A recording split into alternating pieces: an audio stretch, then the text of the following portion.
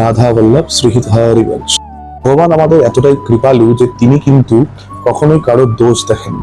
দোষ দেখার জন্য তার অনেক অ্যাসিস্ট্যান্ট নিযুক্ত আছে, যেরকম ধর্মরাজ যম। তার কাজই হচ্ছে দোষ গুণ বিচার করে দণ্ডবিধান করা। এছাড়া আরো অনেক ডিপার্টমেন্ট আছে। ভগবান নিজস্বভাবে কখনোই কারোর দোষ দেখেন না, তিনি সদা সর্বদা কিন্তু গুণটাই দেখেন। রাম কৃষ্ণ যিনি পরমাত্মা পরম ব্রহ্ম, তিনি কখনো কারোর দোষ দেখতে পারেন না।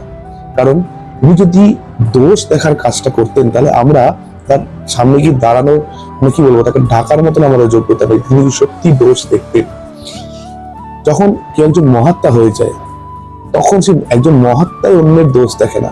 একবার গৌতম বুদ্ধ গ্রামের মধ্যে দিয়ে যাচ্ছেন, একজন লোক তাকে পিছন থেকে যাচ্ছে, তাই গালিগালাজ করছে।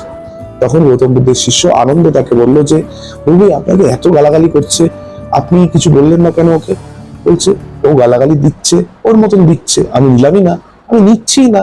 তো দিচ্ছে সেটা বড় ব্যাপার, আমি কি ভিখারি নাকি? যা দেবে তাই সব কুড়িয়ে নেবে, আমি নিচ্ছি না। তো মহাত্মারা নেগেটিভিটিকে গ্রহণই করে না, মানে আসতেই দেয় না নিজেদের কাজ অব্দি।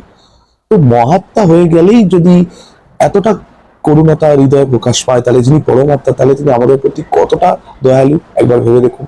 পরমাত্মা সদা সর্বদাই কিন্তু আমাদের ভেতরে যে গুণ সেটাকেই দেখেন। একটা ছোট্ট সামান্য গুণেই কিন্তু পরমাত্মা অত্যন্ত প্রীত হয়ে যান। না হলে মনের মধ্যে থাকা সেই সবরই কি এমন করেছিল, কয়েকটা তো ফলই গাছ থেকে রোজ পেড়ে রাখতো, কিন্তু একদিন তার দরজায় তার ভালোবাসার টানে স্বয়ং ত্রিলোকীনাথ শ্রীরামচন্দ্র উপস্থিত হয়েছিল। তাই ঈশ্বরের এই করুণার ভাবটাকে বুঝুন।